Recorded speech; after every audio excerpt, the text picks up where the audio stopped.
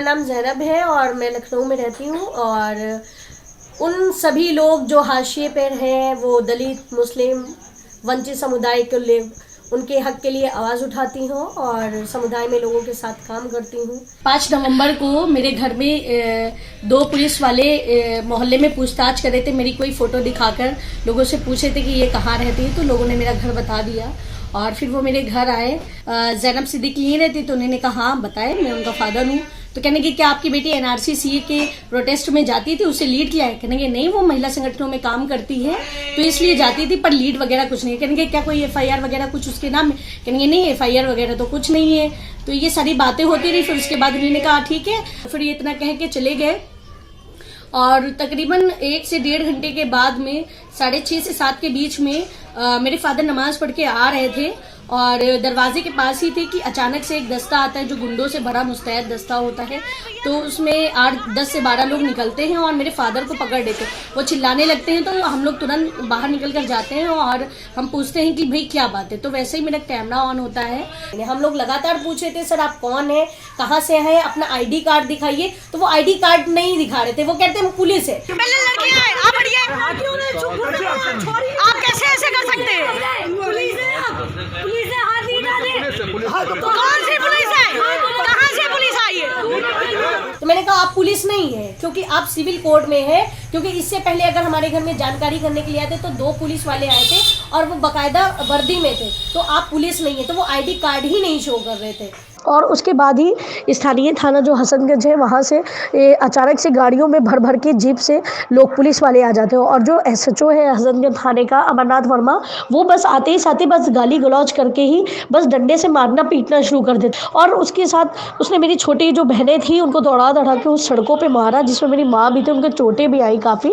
तो इस प्रकार से वो बदतमीजी कर रहे थे। यहाँ से मारा था? हाँ, यही से ही मारा है पूरा यहाँ से खींच के पूरा रोड तक के मम्मी को, बहनों को लाठियों से, डंडों से। ये पुलिस मार रहा है, लड़कियों को मार रहा है, ये पुलिस मार रहा है, लड़कियों को मार रहा है, ये पुलिस वाला मार रहा है, ये पुलिस वाला मार रहा है, ये पुलिस वाले मार रहे हैं।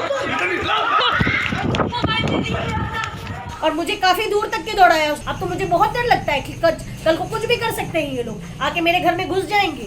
मेरे पापा के साथ इतना बदतमीजी करा, फिजिकल वायलेंस करा कि इसके पिछवाड़े में पेट्रोल डाल दो, आग लगा दो, ये बना दो, नपुंसक बना दो। ये मुसलमान इतनी हिम्मत का, तो कल को तो मेरे घर में घुस के ये बलात्कार करने की भी कोशिश करेंगे। क्या इनका मामला है?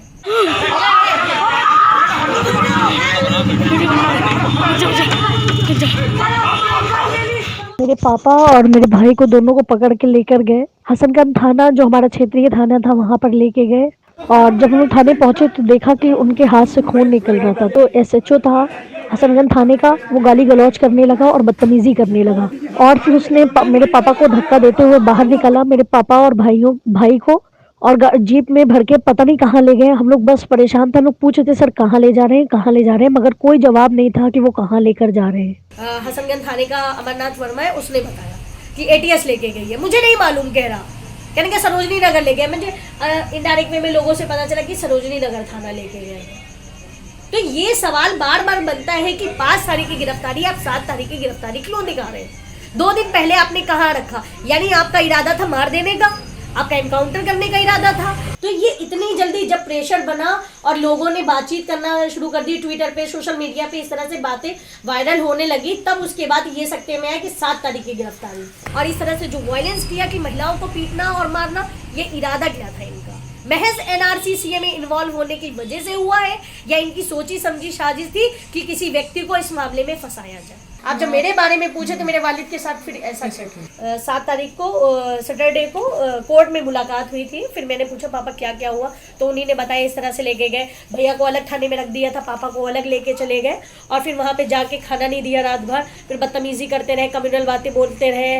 और जो एसएचओ था वहाँ के और जो थे सिपाही बदतमीजी करते, फिजिकल वायलेंस करने के, उनके शरीर के अंगों को छू के बदतमीजी कर रहे थे। तो इस तरह से उन्होंने बताया। हमारे फादर भी सामाजिक कार्यकर्ता हैं और वीर अब्दुल हमीद वेलफेयर सोसाइटी के अध्यक्ष हैं। लगातार वीर अब्दुल हमीद सोसाइटी लखनऊ के अंदर जो गरीब बच्चे हैं उनको पढ़ाने के लिए आरटीई के तहत एडमिशन कराना, खासकर महिलाओं के अधिकारों के लिए लड़ना, लोगों में अवेयरनेस की जानकारियां देना, उनके हक अधिकारों की बात करता है।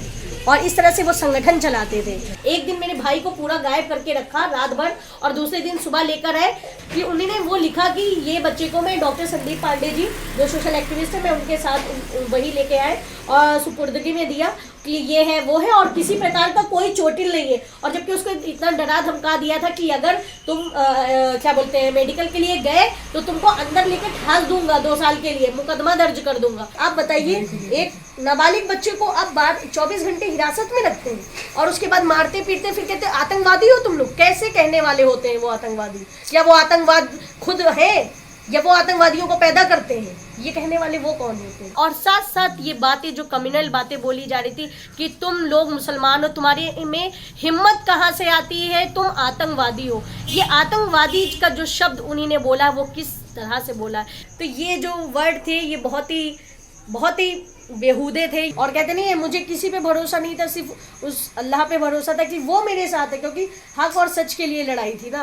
आप जुल्म करते रहिए, जिस कानून के तहत आप लेके गए उसी कानून के तहत बाहर लेकर आएंगे। हमें देश के संविधान पे भरोसा है कि भले ही आज देरी हो रही है मगर उसके बाद राहत तो हमें मिलेगी ना। अभी उनको ये लग रहा था कि शायद ऐसे चुप हो जाएंगे ये लोग, हम चुप होने वाले नहीं थे, क्योंकि हम दूसरों की लड़ाई लड़ते थे, आज मेरी खुद की लड़ाई है।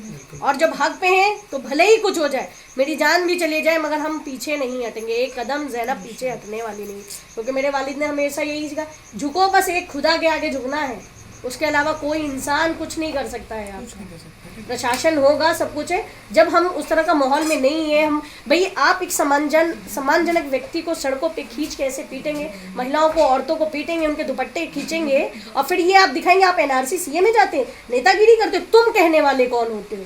जिस तरह वो बेगुनाहों को पूरे देश भर में बेगुनाहों के साथ मारपीट कर रहे हैं, दबा रहे हैं उनको, तो ये दमन की ही राजनीति थी इनकी कि ये दमन करेंगे और लोग नहीं बोलेंगे। शायद मेरे साथ बहुत से ऐसे संगठनात्मक लोग जुड़े थे, शासन के इस तरह से साथी जुड़े थे जिन्होंने ये मुद्दा उठाया, वरना ऐसे हमारी भी आवाज़ कहीं ना कहीं दबके रह जाती, वो लोगों तक जा ही ना पाती कि हमारे साथ हुआ क्या है असल में। तो ये सबसे बड़ा पावर था, वो शक्ति और ये लोगों का सहयोग रहा कि वो मेरे साथ एकजुट होकर आए और सभी ने आवाज़ उठाई। तो यही सवाल है कि ये हिंसा क्यों? क्या मुसलमान के नाम पे किया जा रहा था या लोगों को दबाने के लिए कि ये कब तक के दमन करेंगे? अगर इसी प्रकार से दमन होगा तो हम फिर उठेंगे, फिर लड़ेंगे, फिर चलेंगे।